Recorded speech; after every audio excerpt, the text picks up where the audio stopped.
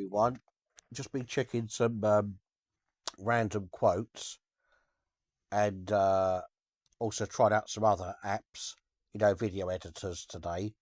But I've mostly been trying out just the just the ones for the quotes. But I've got some videos that I'll be editing, also, doing soon. And I'll try out some other apps as well soon, and let everyone know how I got on with them. But anyway, without further ado, this one here is about bottles.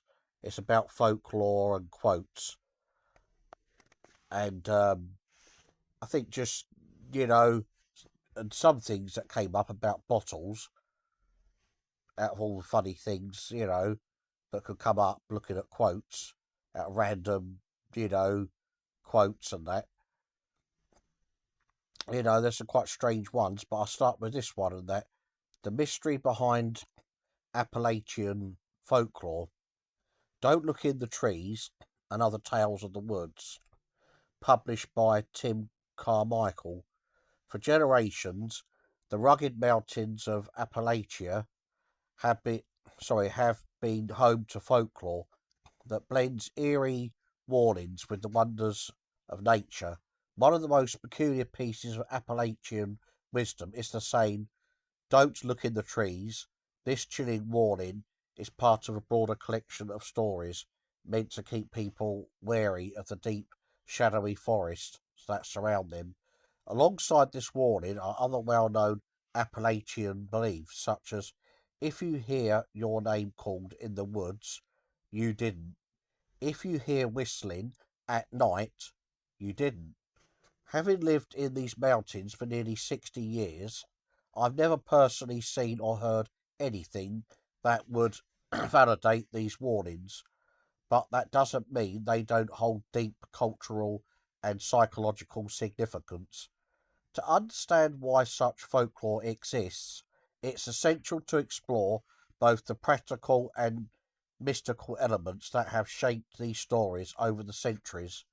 The meaning behind "Don't Look in the Trees." The, the, ad, the admonition, "Don't look in the trees," is one of those phrases that at first glance may seem like simple superstition, but when we look deeper into the heart of Appalachian folklore, we begin to see a pattern of cautionary tales designed to protect people from danger.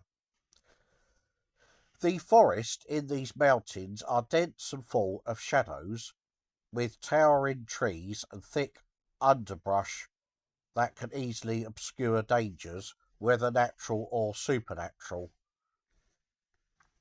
For centuries, these mountains have been home to a close-knit community of people who made their living from the land. Early settlers in the region were isolated, living in small cabins far from towns, and they relied on the forests for food, shelter, and medicine. However, the wilderness was also home to many dangers. Venomous snakes, wild animals, and harsh elements could quickly turn a peaceful walk in the woods into a life or death situation. The warning to not look in the trees may have been a way to keep people alert, reminding them that the forest was full of unknowns and it was best not to let curiosity put them at risk. It's possible that this warning was also linked to old superstitions or local legends. In a region rich with spiritual beliefs and a history of folk magic, it's not hard to imagine that the warning stemmed from the stories of things hidden in the trees, whether it was ghosts, spirits, or other wildly creatures lurking just out of sight. It's a reminder that the woods are not a place to be recklessly explored without caution. If you hear your name called in the woods, you didn't. This piece of folklore might strike a chord with anyone who has ever been alone in the woods or on a quiet trail. It is an eerie piece of advice, that warns people against responding when they hear their name called in the wilderness, particularly in isolated areas.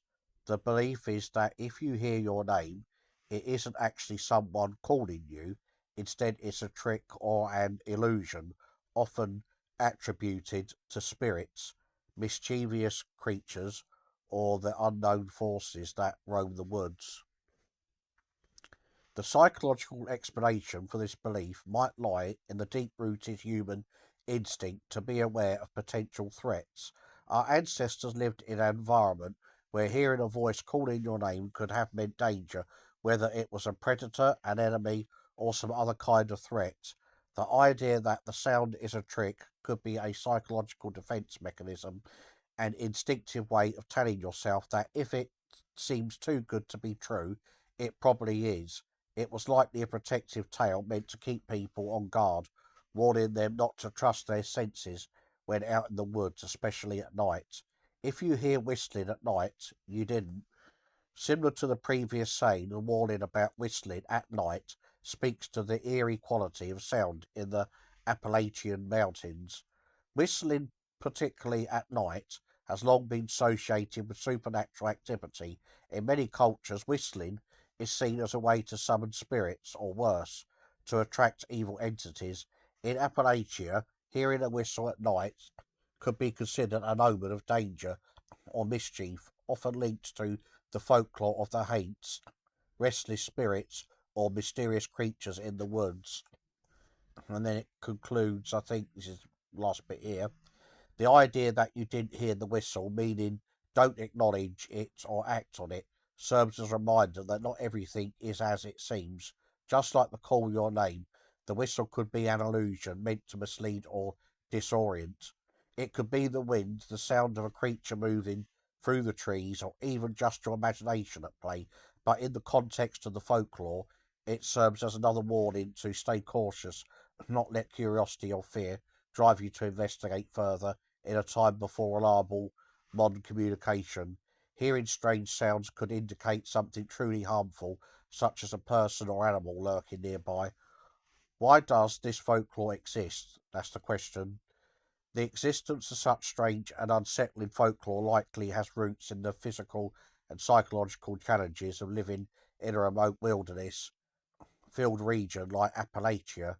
The forests of these mountains are not just places of beauty and tranquility, they are unpredictable, mysterious, and potentially dangerous.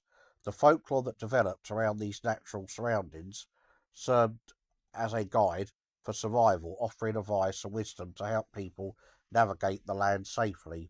However, these tales also reflect something deeper, our need to make sense of the unknown.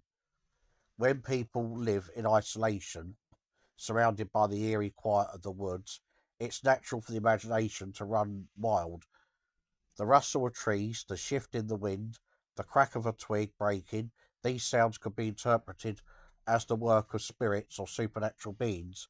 The folklore reflects the way people have tried to explain and cope with the mysterious forces they couldn't fully understand. As the years go by, it's easy to dismiss these old stories as more superstition, but even today, when we venture into the Appalachian wilderness, there's still something haunting about the woods, the silence, the towering trees, and the long shadows cast by the setting sun all contribute to a sense of mystery. Whether we believe in spirits or not, these folklores endure because they, folk tales endure because they tap into our deep-seated need for caution, respect, and connection with the natural world. In the end, Appalachian folklore, like the forest itself, holds more than just a warning. It is a testament to the creativity, resilience, and rich cultural history of the people who lived in these mountains for centuries. And it goes on and on. But I'll try out another article. But yeah, thanks for listening this far, everybody, and catch you all later. Take care. Goodbye.